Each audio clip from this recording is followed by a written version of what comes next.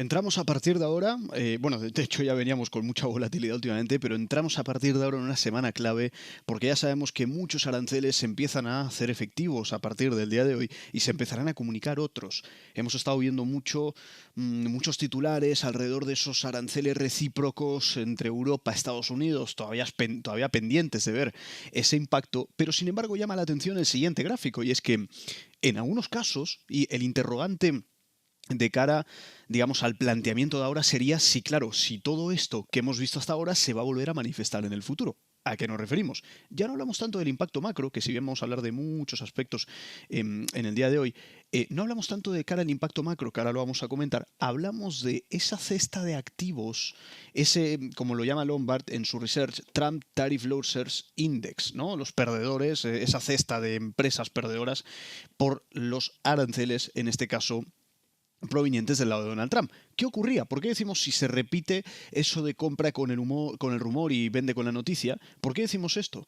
Porque realmente en su día, cuando veíamos que el mercado empezaba a cotizar la victoria de Trump, esta cesta de, digamos, valores, que ahora los vamos a comentar, cedían terreno, caían bastante, ¿de acuerdo? Pero a partir de ahí, cuando ya se hace efectiva la noticia y Donald Trump gana las elecciones, empiezan a repuntar. Y ojo que hablamos de noviembre, no hablamos ni siquiera de lo que fue la toma de posesión más o menos 20 de enero, que estaría por aquí, que también volvieron a experimentar un repunte. O sea, compra con el rumor en toda esta caída, vende con la noticia, cuando ya luego posteriormente suben, ¿no? ¿De qué empresas hablamos? Bueno, varias realmente. Podríamos llegar a hablar de minoristas, algunas como Walmart, que lo vienen haciendo fantásticamente bien Walmart, ¿no? Pero sufrió un poquito al menos en ese aspecto. El research que comentábamos ahora, hablamos de Best Buy, Target, en automotrices Ford, General Motors, Tesla, tecnología Dell, HP, Apple, electrónica y semiconductores, pues Qualcomm, Nvidia, Intel. En industriales, pues Boeing, 3M, Caterpillar, evidentemente estas son, como decimos, ¿no? Empresas más bien manufactureras que tienen esos costos de insumos que son bastante más sensibles a lo que son los aranceles, ¿no? Entonces, cuando hablamos también incluso de multinacionales que tienen ventas, por ejemplo, en China, ¿no? Con ese riesgo de represalias paralelamente. Veíamos también Nike ceder terreno, Starbucks, cuando hablamos también de maquinarias y productos industriales, pues también veíamos algo similar en John Deere y al final es relativamente normal esa reacción. Lo curioso es que el mercado luego recuperó todo, como estábamos comentando, pues justamente en esta imagen, ¿no? Entonces, la pregunta es si esto lo vamos a volver a ver a partir de ahora, con tanta volatilidad que va a inundar el mercado, ¿no? También compartía Lombard lo siguiente, y es que no deberíamos pensar tanto en que no se van a implementar aranceles. Si se dice algo, lo más normal es que se haga, aunque más allá veamos pues ese contexto de negociaciones. Pero más allá de eso, recordemos que pese a todo, también repercute en términos inflacionarios. Fijémonos en lo siguiente, y es que lo que podemos llegar a ver en este aspecto es distintos escenarios, ¿no? Medidos por leyendas, pero sobre todo nos vamos a centrar en lo que sería esa orden ejecutiva que se emitió ahora mismo en febrero por parte de Donald Trump y luego cuando viésemos esas tarifas al 8, ¿de acuerdo? Desde el Q3 en ese aspecto. ¿Qué es lo que vemos de ahí en adelante? Pues creo que se ve claramente la comparativa entre los tonos verdes más oscuros y tonos verdes un poquito más claros. Caída en el PIB, aumento en lo que es el deflactor del consumo y una caída también en digamos, lo que sería renta, digamos, real disponible, ¿no? Y además de todo esto, a lo que conllevaría probablemente es a un aumento en el ahorro. Por eso vemos que las proyecciones de cara a futuro inclinarían la balanza hacia un mayor ahorro. Pero claro, esto puede sonar bien, pero es que mayor ahorro es que el consumidor retiene su capital y no lo libera al mercado, es decir, lo ahorra y lo guarda. Así que eso en última instancia genera menos crecimiento. Cuando hablamos de también, hablando de Trump también, ¿no? Compartía esto justamente en este caso Jardine Research, perdón, y es justamente lo que podríamos llegar a ver en lo que son expectativas de inflación en el 10 años, en esos tips, esos bonos ligados a inflación, en la comparativa con la variación de lo que sería el petróleo. Y lo que sí podemos decir es que hay una correlación directa, ¿de acuerdo? O sea que si por lo que sea vemos a partir de ahí, ¿de acuerdo? Una producción mayor, una liberación mayor de lo que serían barriles de petróleo, esto podría ayudar a lo que sería la inflación, al menos a que la expectativa se revise ligeramente a la baja, que hoy en día está revisada al alza, como hemos comentado en múltiples ocasiones. Pero claro, lo comido por lo servido, ¿no? Porque si tenemos un aumento por el lado de aranceles, pero un incremento por el lado del petróleo, energía, que haría estabilizar un poco las expectativas a largo plazo, pues nos queda no necesariamente un escenario neutral, pero una cosa que compensa a la otra y habrá que ver el excedente de eso cómo se traslada al mercado, ¿no? Conocimos, importantísimo, viernes pasado los NFP, lo comentamos en Negocios Televisión, sobre todo con esa tasa de desempleo, ¿no? Que finalmente caía al 4 y al mercado le sorprendía no disparidad, pero los datos mixtos, porque bajaba bajaba el desempleo al 4% desde niveles previos, pero la creación de nuevas nóminas era casi la mitad de lo que fue el dato previo. ¿Qué hay detrás de todo esto? Bueno, primero habría que tener en cuenta la parte de las revisiones. Y es que hemos estado viendo que desde 2023 hemos estado viendo muchas revisiones a la baja en nóminas no agrícolas, ¿de acuerdo? Una gran parte se llevó a cabo entre 2023 y 2024. Pero esto ya lo sabemos, lo hemos estado comentando en un montón de ocasiones. Lo importante sería ver que ahora la estimación es alcista, pese al dato que hemos estado viendo ahora. Así que tampoco lo infravaloraríamos tanto, lo subestimaríamos tanto, perdón, porque la revisión habrá que ver qué nos deja. Hemos estado viendo incendios en California, huelgas que sigue siendo un problema estructural, etcétera, etcétera. Sin embargo, la parte de, y esto es bastante importante, ¿no? El promedio de horas pagadas sube, en este caso, al 0,5, intermensual el dato. Ojo, porque esto lo que hace es meter presión a la Fed, ¿de acuerdo? Todo el mundo, algunas personas pensarían que por esta baja creación, baja entre comillas, que se entienda, creación de nuevas nóminas, la Fed tendría un apuro. No tiene ningún tipo de apuro, porque cuando vemos incluso ese promedio de horas pagas que sube en intermensual a 0,5, supera a niveles de meses previos, pues que al final nos está diciendo de que sigue habiendo una presión por parte de los precios, que en última instancia complicado es que doblegue, en este caso, el brazo de la Fed, ¿no? Por lo tanto, a partir de ahí también veíamos incluso que el empleo a tiempo completo aumenta a su ritmo más rápido desde el COVID, y fijémonos, un fuerte incremento. Luego veíamos también, teniendo en cuenta sobre todo la parte de fuerza laboral, fuertes aumentos, pero esto es muy importante y es la encuesta de hogares, que pega un salto y vemos que cierra la brecha. ¿Qué habría que tener en cuenta en este aspecto, sobre todo para entenderlo bien? Y es que deberíamos saber que cada año la oficina de lo que es el censo de Estados Unidos ajusta las estimaciones de población, sobre todo las que se utilizan en la parte laboral, de estadísticas laborales, y en esta ocasión lo que ha ocurrido es que se cambió la metodología para estimar lo que vendría a ser la migración neta, aumentando precisamente la estimación de la población desde el año 2020 en adelante. Por lo tanto, al final lo que hemos estado viendo ahora es ese gran salto, ¿de acuerdo? Ese gran salto en la encuesta de lo que serían hogares, que lo que hace es este gap que estábamos viendo a priori, pues a priori cerrarse un poco, esa encuesta sobre todo lo que serían encuesta de hogares y de establecimientos, que sobre todo hemos estado observando mucho en el tiempo cómo a veces tenían según qué disparidades, ¿no?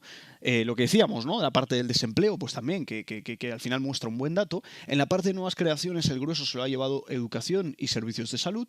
Y sí que es verdad que, hablando sobre todo de la parte de lo que vendría a ser inflación, y esto es curioso, ¿no? Esto lo compartía Bloomberg, y parece que las estimaciones de lo que vendría a ser la inflación futura varía considerablemente dependiendo quién esté en el gobierno en este caso. O sea, démonos cuenta, ¿de acuerdo? Y lo decimos aquí, ¿no? Las expectativas de inflación están muy politizadas, básicamente. Démonos cuenta que del lado republicano se tiene una lectura, del lado demócrata se tiene otra, ¿de acuerdo? Y del lado de los que serían independientes, ni uno ni otros, pues también se sitúa en otro nivel distinto, ¿no? Y el resumen de todo esto es que podríamos decir que la percepción varía más por el partido en el poder que por los datos reales. Y decimos percepción en cuanto a expectativas, que se entienda, ¿de acuerdo?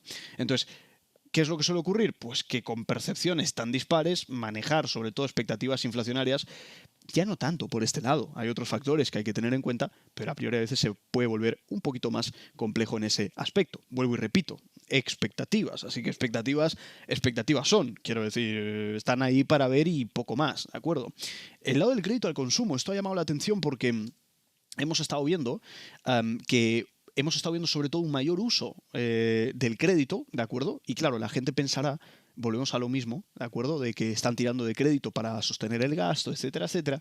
Pero lo cierto es que, fijémonos lo que decimos aquí, ¿no? Un mayor uso del crédito puede mantener el consumo a lo que sería a corto plazo, pero si los ingresos no suben al mismo tiempo, el riesgo de impago crece. Esto es el factor de miedo que siempre ha tenido el mercado en mente, ¿no?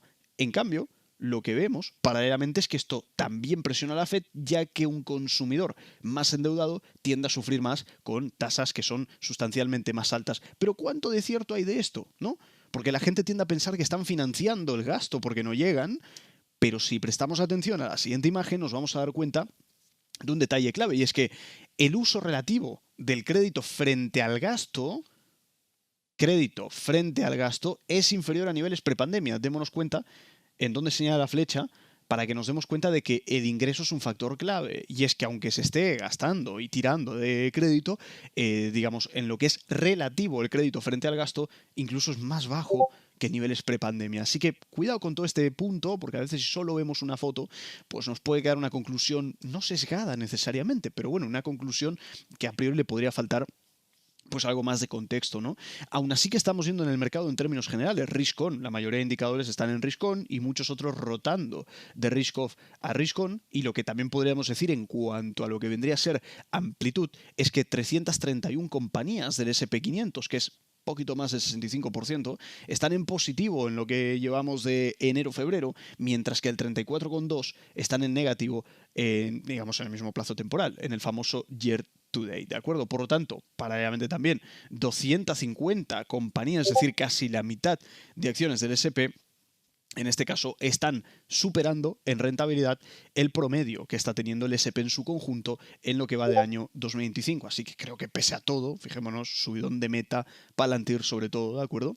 Y vemos al S&P por aquí, ¿no? Entonces, creo que pese a todo es una amplitud relativamente buena. Si hablamos sobre todo también de la parte de lo que serían los earnings, ¿no? Que hemos estado viendo mucho, pues también vemos lo siguiente, ¿no? Y es que las tasas de crecimiento de lo que vendrían a ser ventas y las ganancias interanuales combinadas sobre todo con el S&P 500, son del 16,4 y del 5,2.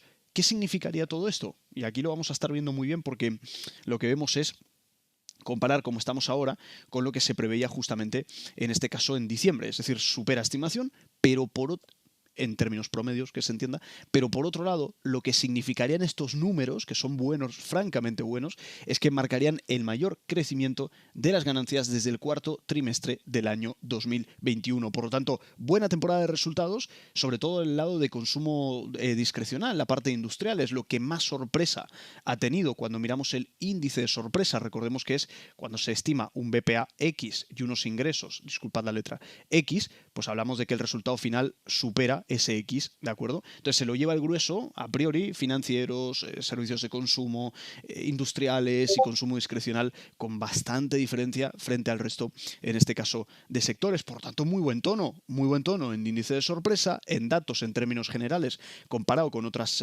fechas, y luego, evidentemente, lo que vamos a conocer también de lo que sería a lo largo de esta semana, ¿no? Muchos earnings también, veremos a ver, sobre todo a lo largo de la semana, cómo va siendo, digamos, la combinación de todos ellos, pero lo que quería comentar, que me he saltado un par de diapos, era justamente esto, ¿no? Como reflexión final, y es que mucho se habla del S&P 500, mucho se habla de que está sobrevalorado, mucho se habla de la concentración, todo el mundo dice lo mismo, que tiene muchísima concentración en lo que sería, en este caso, el tecnológico.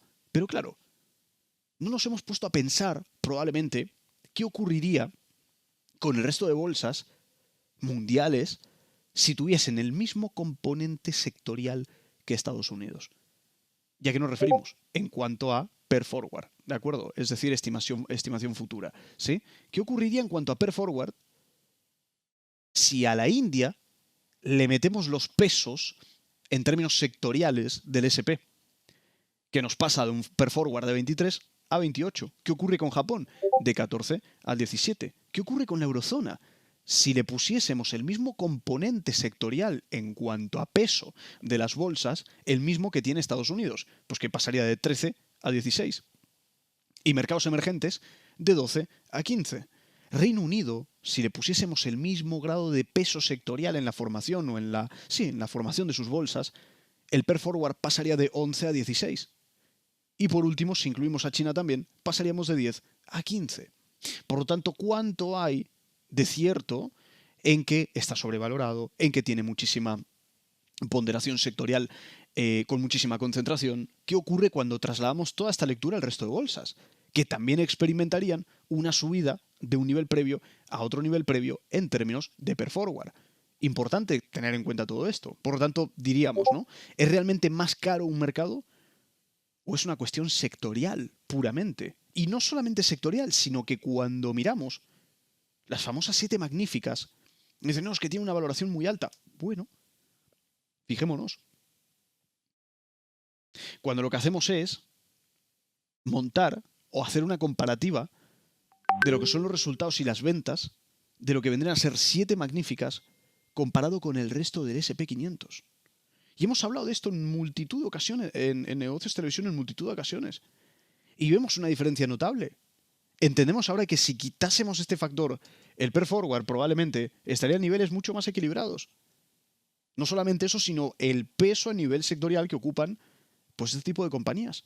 Pero justificado el PER en cualquier caso, cuando medimos los rendimientos que tienen en comparación al resto del SP500. Una reflexión simplemente en todo el mix de actualidad que hemos estado comentando hoy, porque a veces creo que conviene valorarlo, sobre todo ante niveles tan altos en la renta variable, que muchos piensan que ante algo de cambios en contextos o volatilidad, esto podría llegar a verse afectado. De momento es un precio justificado, podríamos llegar a decir eso.